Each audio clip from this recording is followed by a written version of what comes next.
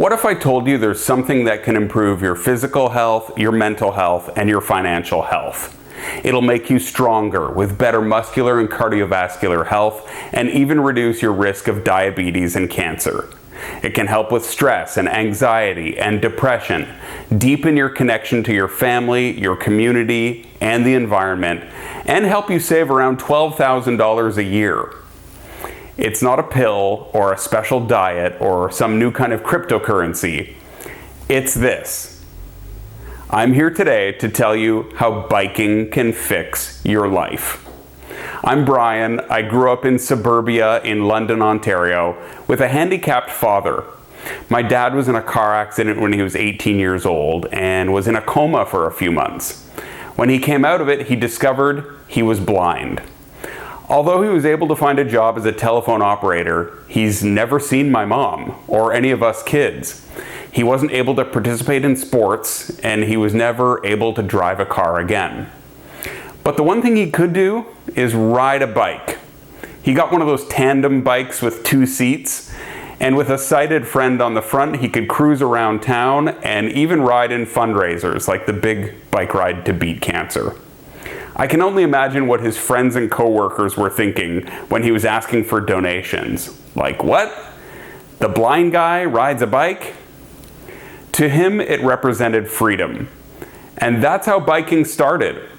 In the 1890s, bikes were hitting the mainstream around the same time as the women's rights movement, and they offered transportation independence. Early feminists dared to expose their ankles and hit the open road. But by the 1920s and 30s, automakers banded together and launched powerful campaigns to redefine ownership over the roads. They were no longer for bikes or pedestrians. Streets belonged to cars. And 100 years later, we have this. We've all been stuck here. Maybe it's every day, just trying to get to work. The College of Family Physicians of Canada says that only 16% of us get the recommended amount of exercise, which is 150 minutes per week. And one of the biggest obstacles is the commute. They found people sitting in cars are more likely to experience asthma, heart disease, and obesity, and an overall decreased quality of life. And it's not just adults. Children are more susceptible to the harmful effects of air pollution from vehicle traffic, and they score lower in schools in areas with high levels of noise pollution. Because cities aren't noisy, cars are.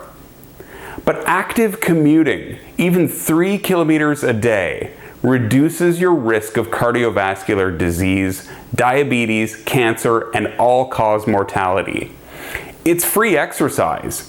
There's no membership required, and there is nothing more satisfying than breezing past a line of cars on your bike.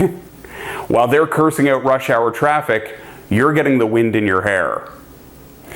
We're in the midst of a mental health crisis. In a recent survey, 54% of Canadians said their mental health is worse than it was 2 years ago, which is closely aligned with the 53% who said their physical health is worse than it was 2 years ago.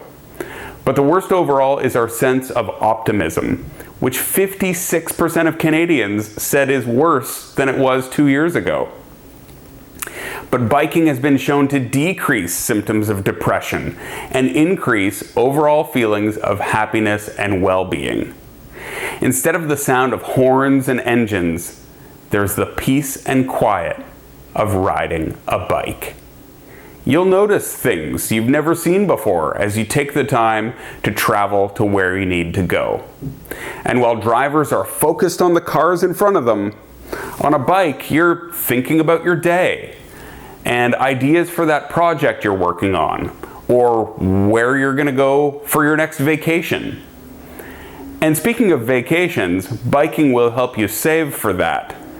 Driving.ca lists the average price of a new car at $55,000. And that's just to leave it sitting in your driveway.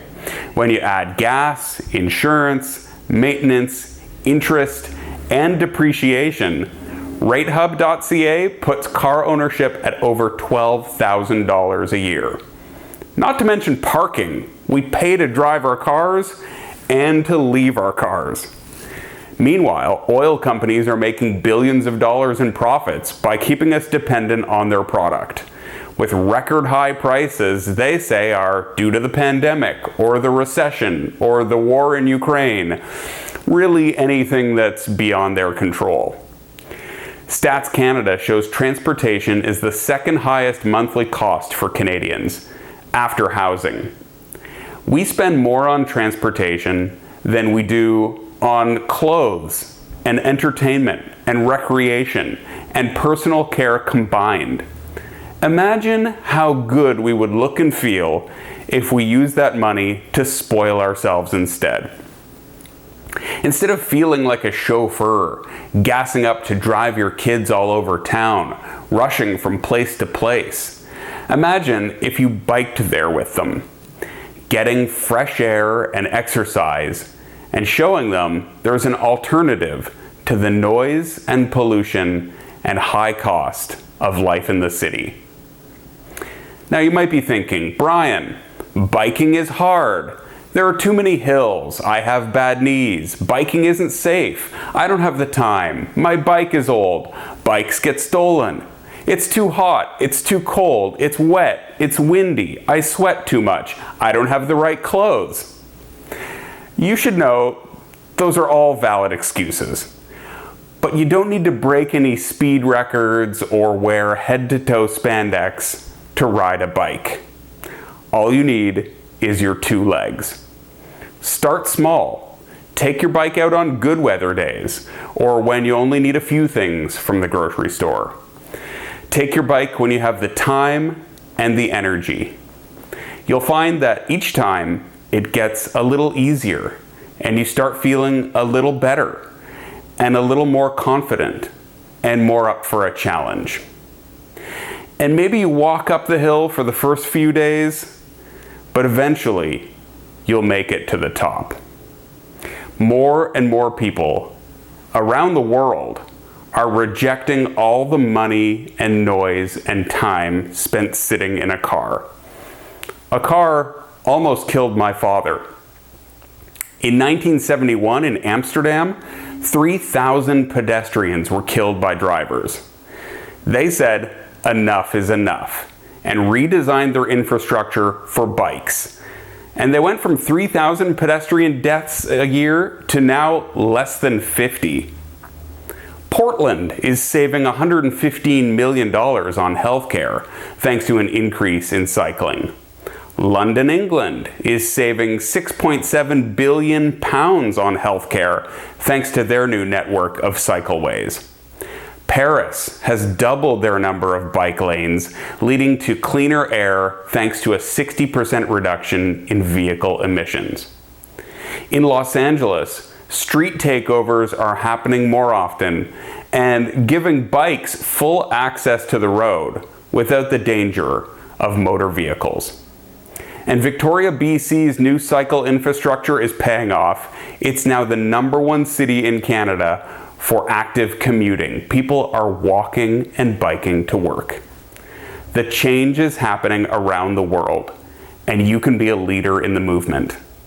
To improve your physical health, your mental health, and your financial health, all you need is a bike.